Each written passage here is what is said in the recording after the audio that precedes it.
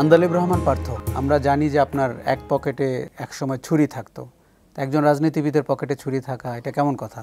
আপনার প্রশ্ন শুনে মনে হচ্ছে যে আমি ছুরি ছিনতাই করার জন্য রাখতাম না, আসলে ব্যাপারটা এরকম ছিল না। না, অন্য পকেটে লবণ থাকতো। হ্যাঁ, কিন্তু আপনি একজন রাজনীতিবিদের ছুরি এবং লবণ, আপনি পুরো ঘটনাটা না বলে না, আপনি যে সময় কথা বলছেন আমরা অনেক ছোট ছিলাম, স্কুলে পড়তাম, সে সময় আমাদের সময় তো এমন একটা ছিল যে আম পেড়ে খেতে হবে, বাড়িতে যতই আম থাকুক পরের বাড়ির আম খেতে হবে এবং ওটা সেখানে দাঁড়িয়ে কাটতে হবে, সেখানেই লবণ মরিচ দিয়ে খেতে হবে।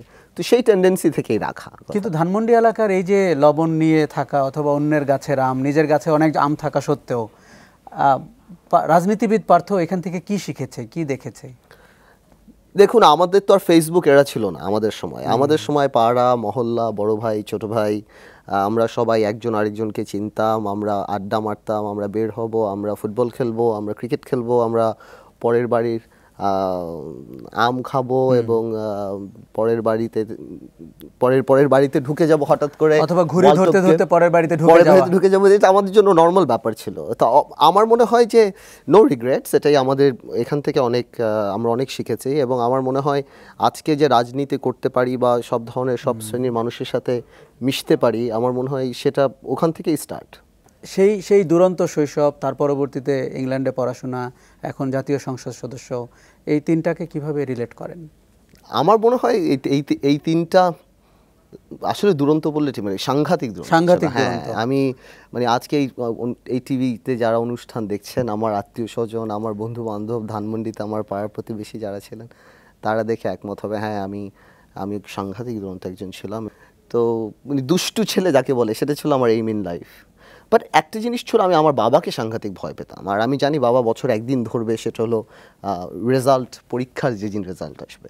সো দুষ্টুমিটা মাগরিবের নামাজের আগ পর্যন্ত থাকতো, মানে মাগরিবে বাবা ঢুকে যেত বাড়িতে, তারপরে আর চলতো না। না না। আর বাবা এমন একটা জিনিস ছিল, বাবা আমাকে এত মারতো, মানে যে কোনো কিছু হলে এমন একটা সিচুয়েশন হতো যে বাবা ঢুকে আমাকে হঠাৎ একটা চড় মেরে দিল। তো আমি বললাম, বাবা কি ব্যাপারটা কি?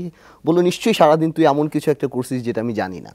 সে জানতো, হি কুড অ্যাকচুয়ালি, নিশ্চয়ই সারাদিন কিছু একটা করছে। আর মা কভার দিত, না আমার ছেলে কখনো এটা করে না, আমার ছেলে এটা করে না। আরো একটা জিনিস, যে আপনার বাবা একসময় নগর পিতাও ছিলেন, ঢাকার মেয়র ছিলেন, এবং তারই ছেলে বিভিন্নভাবে এলাকা শাসন করে বেড়াচ্ছে অন্য পদ্ধতিতে।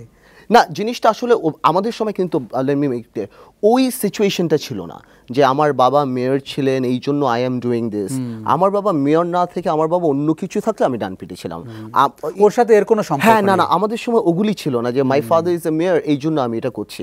I was a young boy, class 8-9 পড়তাম, বুঝতামও না মেয়রের ক্ষমতা, বা এলজিআরডি মিনিস্টার ছিল বাবা, তার কি ক্ষমতা ছিল, আমার এটা করতে হবে। বিকজ আমি সবচেয়ে বেশি দুষ্টামি করি কিন্তু এরশাদ সাহেবের ফলের পর। আচ্ছা, ওকে, তারপরই কিন্তু আমি, বাবা নেই, বাবা তখন মামলাতে, বাবা ভারতে ছিলেন ওই সময়।